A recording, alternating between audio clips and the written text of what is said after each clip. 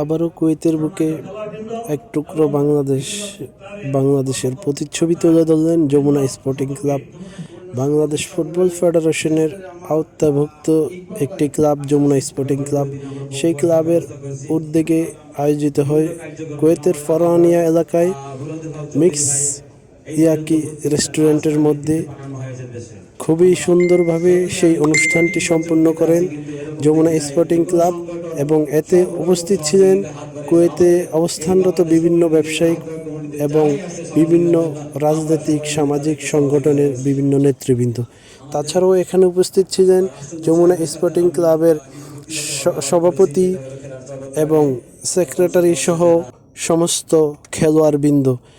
এবং এই অনুষ্ঠানে উপস্থিত ছিলেন বাংলাদেশ প্রবাসী ফুটবল ফেডারেশনের সভাপতি জাহিদুর রহমান জাহিদ এবং বাংলাদেশ কমিউনিটি কুয়েতের মুরাদুল হক মুরাদ চৌধুরী এবং বাংলাদেশ জাতীয়বাদী দলের বিভিন্ন নেতৃবৃন্দগণ সেখানে উপস্থিত ছিলেন।